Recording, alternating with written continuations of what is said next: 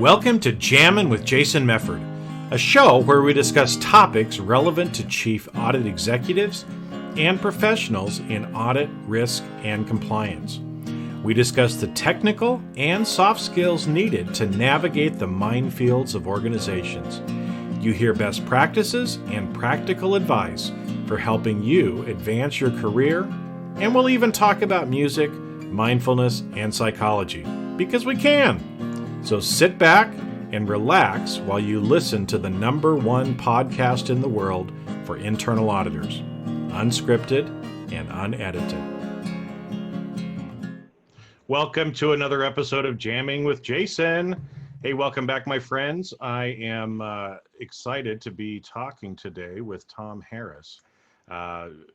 So it's one of those episodes that I love to do where we're talking to a chief audit executive and just kind of understanding and learning, what it's like to become a chief audit executive and what it's like to actually have the role. So, Tom, welcome aboard. How you doing today? I'm doing well. Thank you. Thanks for having me on your show. Yeah. So maybe just give people a little thumbnail sketch of, kind of the way that you progressed through your career and how you got to become a chief audit executive today. Because I think it's always interesting for people to kind of understand the pathway that people took to get to where you're at. Sure, absolutely. Well, I guess my education, undergraduate in finance, kind of got me introduced to accounting, and I thought a lot of audit was about that. But as I got my first internal audit job in retail, began to realize it's not really about accounting. Internal audit is very much about people. It's very much about processes, how things get done, why they should get done, and how those kinds of things can impact the business's success and the success of the people. My first job was in retail, as I'd mentioned. I also moved into manufacturing, where I learned quite a bit more about how things are made and how things are done. I spent probably 6-7 years in audit at a couple of different roles, and then moved into an operational role for a PC manufacturing company back in the 1990s. Mm-hmm. And as a commodity manager, I spent a lot of time working with the strategic suppliers who would build things based on specs that a marketing department came up with, our sales said they wanted, what components we needed to buy so that we could manufacture things and sell them and do so in a high volume. So that was pretty interesting. From there, I moved into a product marketing role where I managed a category of third-party peripherals. Some of those were branded for the company that I worked for, Gateway at the time. Yep. Some of those were just straight up HP and Epson. And that was pretty interesting. And then, of course, the world came to an end shortly after. I remember. After the century. Yeah. We had the tech bubble. We had 9/11. And we had just a horrible recession that caused me to move out of that operational role, and I wanted to get back into audit. I found it was a good time to make that move. And at that point in time, it was kind of interesting because my first 6-8 years within audit, it was like, yeah, this is a job I like, but I didn't think I wanted to spend my career doing that. When I came back to audit, I realized just how interesting of a job it is, how different it is. So I became a lot more serious about my profession. That's when I sat and passed the CiE exam. And then I also, certified internal audit, and then I also passed the information systems audit exam a couple of years after the CiE. And then 2 to 3 years after that, took and passed the CFE. So with some credentials, I was able to progress my career a little bit more. And I think it's not so much the letters after my name as it is learning the language of what these different specialties talk about, right? Right. With systems audit, you have to be able to talk to the network people. You have to be able to talk to the CTOs and the CIOs in the language that relates to them. And that's, to me, I think, a really key part of success is being able to go into Senior VP of Sales, have a conversation with him in a way that relates and connects and makes sense, walk walk down the hall, step into the chief general counsel, have a conversation with her in a way that makes sense about some of the same things or maybe different things, but do it in a way that really connects with the people and lets them know that you're engaged with their business and that you're concerned about addressing the problems that they have in front of them at that time. And so being able to essentially walk down the hallway at each of the C-suites and talk in the language that connects with those senior managers is absolutely critical. You've got to have all of this knowledge and about the business and how to solve these problems, but if you can't really present it in a way that those senior managers connect with, it doesn't really matter. So, so those so those letters mean something, but it's not really what a lot of people think about, right? It's not. They don't think those letters mean being able to relate to people. They think it just means technical knowledge. So. Well, and it's funny because a lot of times people just get, the alphabet soup behind their name. And sometimes there's not even a lot of thought as to why they're getting it. But I think you make some really, really good points because, in things about like being able to talk the language and connect with people. I think that's a huge, huge part of being internal audit.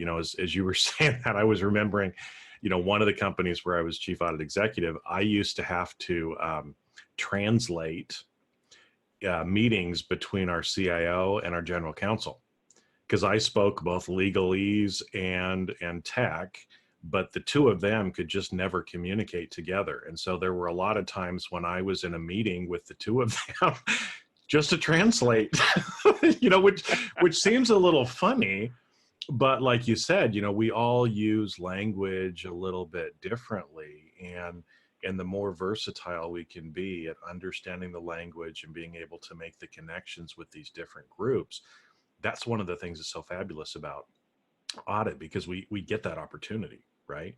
And you also brought up, hey, auditing is not accounting. It's really about people and processes. And again, I think that's so important for us to remember. Great point is, a lot of us have accounting or finance backgrounds, but that's not what we do, right? That's a very small piece of what we do. The other thing, and again, you have a very similar experience to a lot of other CAEs that I know. You've had a broad range of experience, right? So from being in not just different industries, right, retail and manufacturing, but also in having different roles, where you moved into an operations role, you were in commodities for a while, did some marketing, and all of that I'm sure has helped you now as you've moved back into audit, right? I mean, what are some of the ways that broad experience has actually helped you now in your audit profession? Yeah, well, when I returned to internal audit, I had a much different perspective on what the profession can do and how the business sees the profession. And my expectations really changed about what we're intending with internal audit. Is it just did we comply with this? Did we implement that? Or is it much more about how do we get the business to do things it needs to do to be successful? That is kind of a mindset change. And I'm finding that after SOX, we as a profession have moved back to this very compliance kind of rigid sort of thing. And when I interviewed for this role, I was talking with the CFO and the audit committee chair about what their expectations were. And it became obvious that there were some opportunities here, particularly when it came to some of the strategic decisions with systems and how we're going to use technology going forward, that this role would need to be able to reach into those departments, partner with the people as we design processes, future state processes, and we implement that design into custom software that we're a very unique business.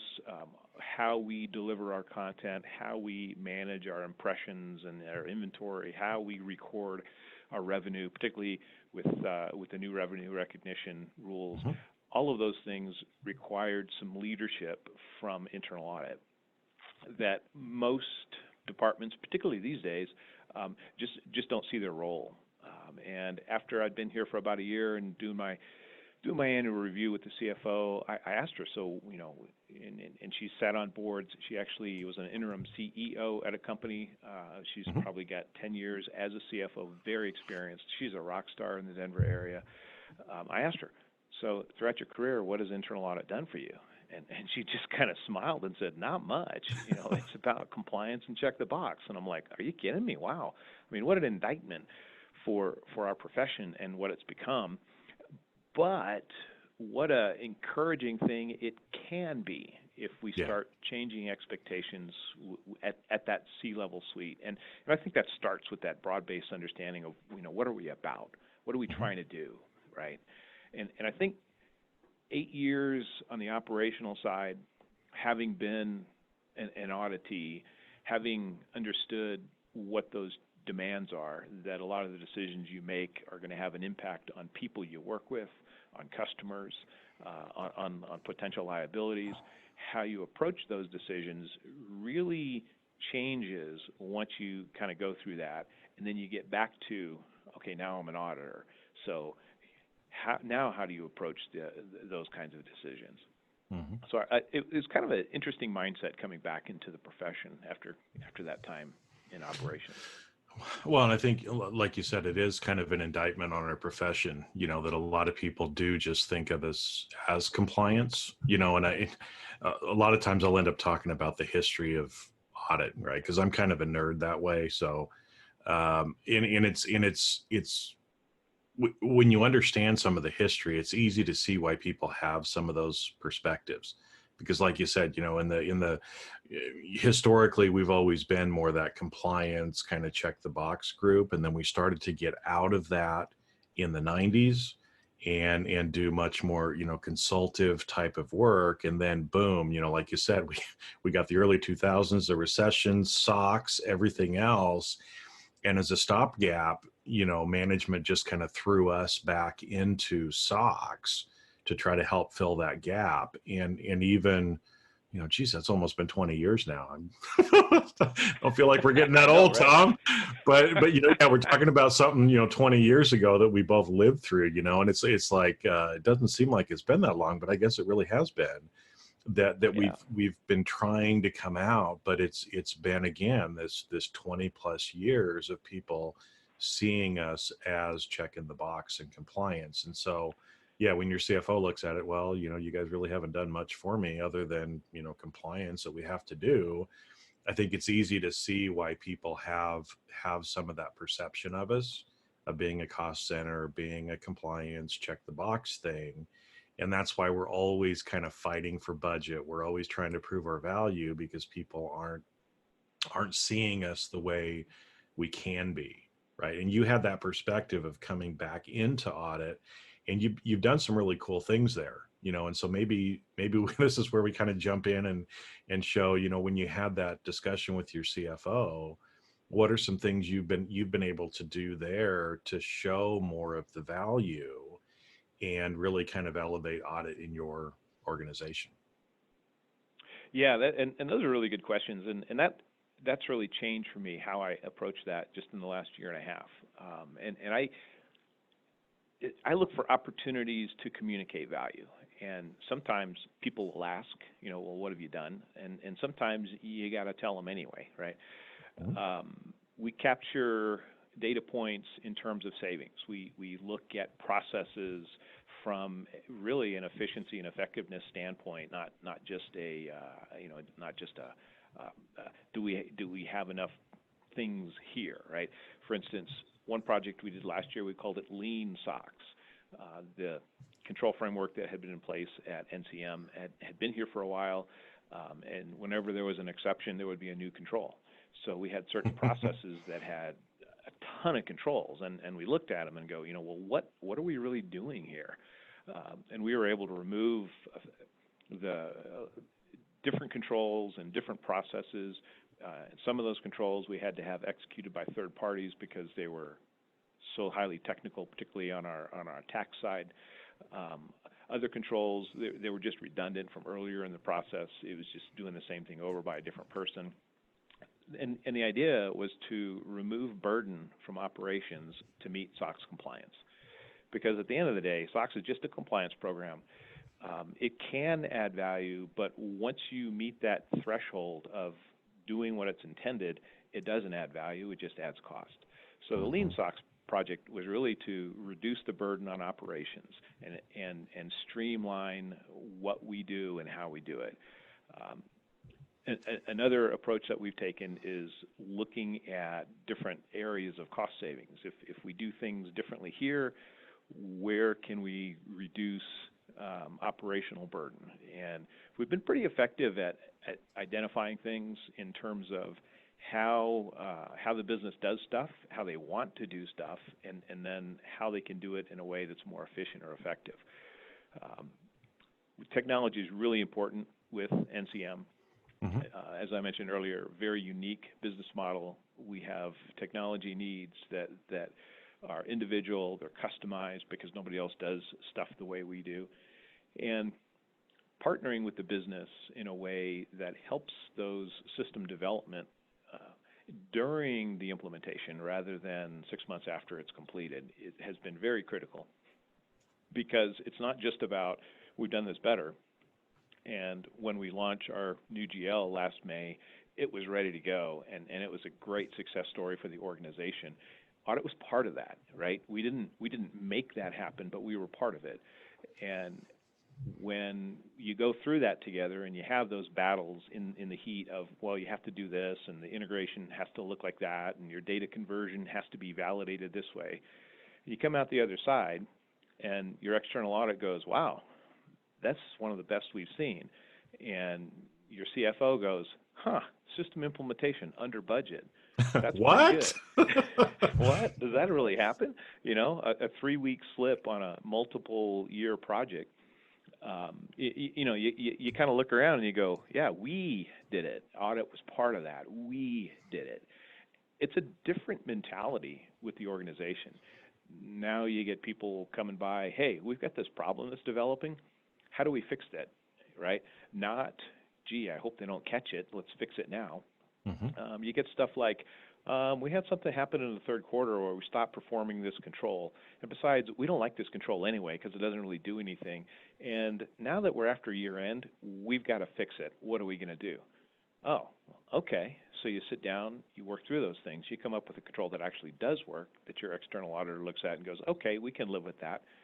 And instead of that old control that was ineffective, that took a couple of hours a week to do, you end up with a month-end control that takes an hour or two to perform and actually does something for the business. So having those conversations in that context, I think, is very important to elevate the expectations for audit, because I think it starts with that. You know, what do you expect from audit? Check the box, compliance, and reduce costs within your department. Or can you deliver value to other organizations in a way that they're receptive to? So I think that those expectations that get set at the board level, at the C-suite level, and within the department, they have to be agreed upon, they have to be talked about. And from there, it's really just, it gets a lot easier because the conversations are much more natural. You know, they're not designed to hide or evade or whatever, even the little stuff, right? It's like the sales guy who doesn't have the receipt for the expensive dinner. So, you know, get a call. How do I do this, right? It's like, well, write a note, tell us who was there, right? Show what you do have, you know, the credit card transaction or whatever, and just be open about it, right? The receipts get lost. That's what happens. Oh, okay. I guess I could have done that without asking. Well, yeah, but that's okay. Well, but now you know, next time you won't have to ask, right? That's right. Exactly. So I think a lot of the framing of the dialogue and how that stuff happens is what I grew up with back in the 80s and 90s of audit. And then when I got back to it, it's the whole generation of auditors that don't know that our business, internal audit's business, is about making the business better. I mean, that's what we do, and it's in the standards. I mean, it's there. It's just not practiced as much as it should be. Yeah, absolutely. And I'm doing this presentation with the Denver IIA, and I'm writing all this frou-frou stuff about how audit is, and you don't get used the way we should. And I'm like, I wonder if this is actually written down somewhere. Is it written down in a standard somewhere? And yeah, if you download the PPF or the IPPF white paper or the PDF, the purpose of the standard right there at the top, IIA, provide a framework for performing and promoting a broad range of value-added internal audit services. Foster improved organizational processes and operations. That's what we're about, and a lot of folks don't see that. So we got to get that out. Well, those have been around. I mean, that version of the IPPF. I mean, they've made some minor changes to it, but really it was mid to late '90s when that kind of came out. And again, I mean, it's aging ourselves, but folks, that was 30 years ago. A lot of you that are listening to this, may not even be 30 years old, but it's been there. And I want to highlight a couple things that you just said because it's really gold for people. Okay. This whole idea of the Lean SOX project that you guys did, here's an opportunity, everybody who's listening. This is the kind of thing that you can start doing at your organization to really start showing value.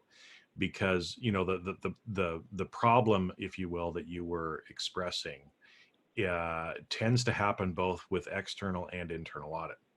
We have a finding, there's something that comes up, oh crap, let's put in a new control to fix it, check that off, right? We've got that audit finding taken care of. And so what's happened over time is all of our organizations have just continued to add more and more and more and more controls to eventually where, like you said, operations is getting burdened. And if we step back and take a look at it, which is what you guys did in this Lean SOX project, is hold it. Do we have some duplicative controls here? Are there some things that maybe really aren't working that well that we could change the control? I loved how you said that. The person from the business came in and said, yeah, we kind of stopped doing that because we really don't like that control anyway, and it's not really effective. Hallelujah, praise, right? Okay, well, let's figure out something that is actually effective, that's going to work for you, and reducing that burden. That's cost savings to your organization that we should be capturing. And I heard you kind of say that too, where you're actually kind of documenting and recording how you're helping the business, right? So when your CFO comes to you and says, what'd you do for me last year? You've got some kind of sheet you can pull out and say, well, by the way, we did this, and this that had this kind of a savings to the organization. That's great. But a lot of people aren't doing it, right? A lot of people aren't doing it. Yep, absolutely, and even capture the small stuff, and that's kind of where we started. We did a records retention audit, and everybody, it's old dirty boxes stuck in a warehouse that nobody needs to look at, and we came up with $15,000 of cost savings, and it was one of the first times we captured cost savings in an audit report, and I felt kind of like gosh, it's 15 grand. What does that mean, right?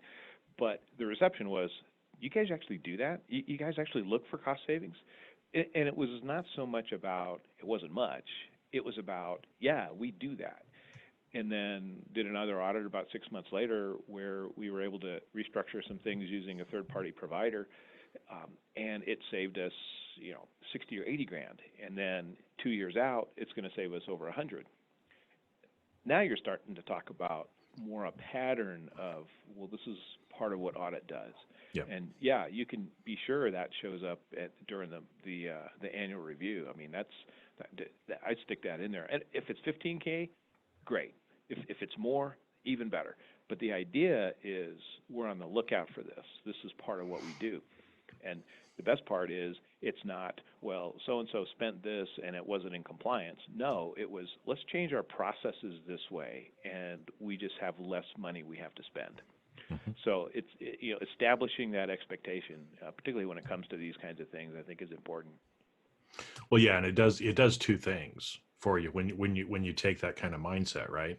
Is like you said, even if it's only 15 grand, but the people in the business said, what, you mean internal audit does this kind of stuff? Yeah.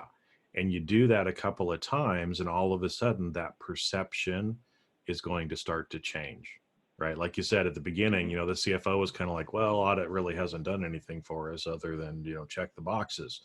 Now, all of a sudden, she and others in the organization are saying, but hold it. Now, internal audit also helps save us money. They're looking for cost savings, right? This is a part of their job too. And you start doing that a couple of times, that starts to change their perspective. But it also helps you from a budget standpoint and trying to justify your existence, if you will. I mean, there's a lot of, I hear from a lot of CFEs or CAEs, they're really, under pressure for budget, having to kind of each year justify, their budget and their head count and all this other kind of stuff. Well, having these kind of sheets showing the cost savings that you're doing, well, that makes it so much easier, right? Like I remember one time, our external auditors wanted to increase our fees. So I went back to, and it was going to be pretty sizable. And I went back to them and said, look, guys, come on. The company's not really, is there anything we can do to help so that we don't have this kind of an increase? And they said, well, if you'd start doing these 2 different compliance tests for us so we don't have to do it, then instead of raising the fees, we'll just keep them flat because it means there's less work we have to do. And so I kind of put pencil to paper and I went, okay, sure, I'll do that. Well, spending 3 weeks of one person in my department was like 3 times that person's salary and cost savings on our external audit. Well, that's the kind of stuff like you're talking about, those little things and those things that you start adding to the list to where now all of a sudden we're justifying and we're seen as an investment instead of a cost center, right? Because money that's being invested in internal audit is coming back to the company. That's what CFOs want to see. Yeah, absolutely. Even if it's a negative ROI, right? It's not 100% negative because you're starting to see returns. So maybe you returned half of your budget to the business. Ideally, you want to return all of it, right? But if you can just start capturing how much you return, even if it doesn't meet the budget, you can still make an argument over it is an investment because you have to put a cost, you have to put a price on SOX compliance, you have to put a price on the governance and the tone at top and those kinds of things, which are hard, right? But if you can bring in hard cost savings that actually impact the bottom line, even if it doesn't meet your budget, it still shows an attitude and an approach, a difference really that you're making with the business. Yeah. Well, and I think that's, excuse me, that's the important part, like you're talking about is if you're going to change the perspective of people, you've got to be doing some of these things. And so again, I mean, you've been there for quite a while. First year, was everything rosy and everything changed in just 1 year? No. No, of course not, right? No, not at all. And we still have our struggles right now. It's try to find a good IT auditor. It kind of, that was a tough one. We finally have one on board right now. She's been on board for a couple months now, and she's top shelf. But we had to go through a couple of different things to get there. And it turns out it was a IT audit manager that I'd worked with before. I knew we shared values. She's got a great approach. All of this, the hard skills, technical skills, soft skills that you would need. So we finally got ourselves a good IT auditor. Additionally, within a couple months of me starting here, senior internal auditor who'd been with the company for about 10 years decided that it's just too much change, so she wanted to move into a different role with a different company. It's like, okay. But, that was at year end. That was, mid-November when she left, and we have year-end stuff that we need to take care of. So having the conversations with the CFO and the audit committee chair about how we're going to manage that were interesting because, it's a budget hit, right? You save money on payroll, but you got to go find a third-party provider to get the work done. Yeah. So a lot of those kinds of things, and additionally, introducing new ideas, integrating with a system development implementation. brand new idea to the organization, never thought internal audit should ever be involved in any of that kind of stuff. So there were a lot of headwinds in those areas. And we still have other challenges right now, how we approach different kinds of things. We have a different take.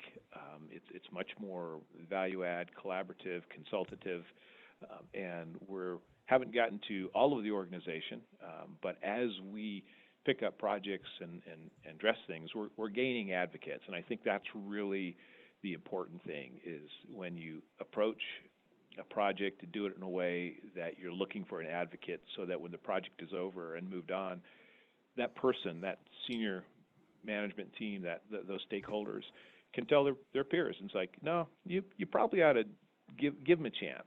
Give them a chance to do it this way, because our experience was, and then they'll tell this was our experience. This is what we saw.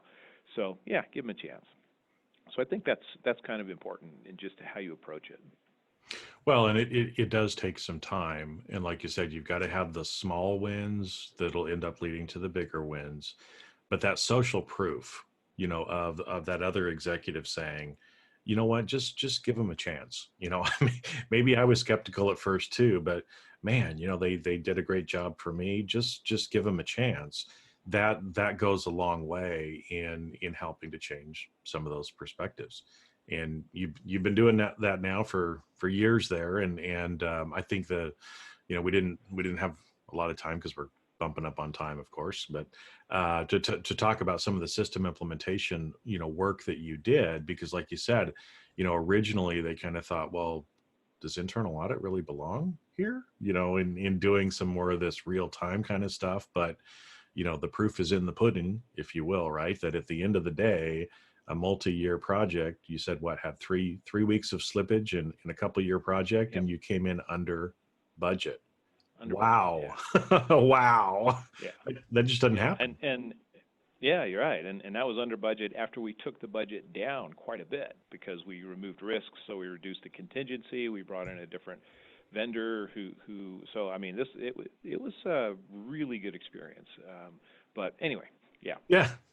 Well, perfect. Well, hey, I know we're kind of coming up on the end of our little half-hour time, but Tom, before we take off, maybe just kind of any final bits of wisdom for people either that are kind of moving up into this role of how to prepare, how to get into the mindset, what they need to do to be successful in their career and become a chief audit executive someday, if that's kind of what they want to do. Yeah, I think that you hit on some of it already, is go for the little wins and then build upon them. And when you do have opportunities or you see opportunities, even if you're the only one that sees it, have the courage to pursue that, and don't be afraid to fail. You take chances. You're not always going to be successful, but that's okay.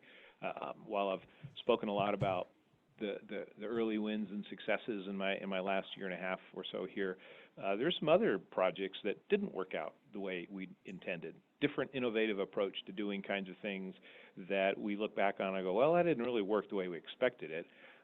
Having the support from those stakeholders to say, yeah, it's not really what we expected. However, there are some wins coming out of it, and a lot of those are just relational because of the way we managed the project, the way we were open to their ideas and implemented their stuff. So we'll call it a little win, right? Mm-hmm. Didn't get the expectations that we wanted. Some people would say it was a failed project because of whatever reason, and I'd have to agree with that. But it was also successful for other reasons. So have the courage to take those chances. Be smart about the chances you take, right? Mm-hmm. But have the courage to take the risks, smart risks, and do it in a way that you build relationships. Because win or lose, that's what's going to define success in the long term. Well, and I think that's again, it is probably one of the biggest keys, is building those relationships, and relationships take time. And just like with any relationship, sometimes things don't go quite the way you expected, but it's how you respond on whether or not that relationship ends up being improved, right? So again, even though, sometimes we have some fails, one of my favorite sayings is there is no failure, there's only feedback. That if we choose to learn from the feedback that we get from what are often perceived as those failures, and we do things different, we're open, we're transparent, we're trying to work on the relationship, even those failures can strengthen the relationships, which lead to the future wins. And even just developing the relationship is a win. Because it's the long game. I mean, you're not, anytime we do things that are kind of short-sighted for the short-term benefit, it usually burns us in the long term. And so, like you said, I love, have the courage to just stick in there, pursue, do the things that you need to do, learn along the way, but most importantly, build those relationships. Because when you do that, that's how perceptions change. That's how, again, like we kind of started off at the beginning, really we're here. It's not about accounting. It's about people and processes and trying to help our organizations improve, get better, reduce cost, make it easier for them so that we can ultimately go out and achieve our objectives. Yep, I would agree. Well, Tom, thank you for coming on, and we'll have to talk again, I think, because there's a lot of stuff you guys have been doing there that's actually really, really cool that I think people need to hear about. So, but with that, everybody else, we're going to sign off for this week, and we'll catch you on a future episode of Jamming with Jason. And that's a wrap. Thanks for listening to today's episode of Jamming with Jason. Keep on rocking in the audit world. Have a great rest of your day, and I'll catch you later on the next show. If you'd like to earn continuing professional education for listening to today's episode, head on over to C-Risk Academy at ondemand.criskacademy.com. And that's C as in the letter C, riskacademy.com. Not only do you get a CPE certificate, but you also will have access to the video version of today's show. The views and opinions expressed on this show are that of the individuals and not of their respective organizations.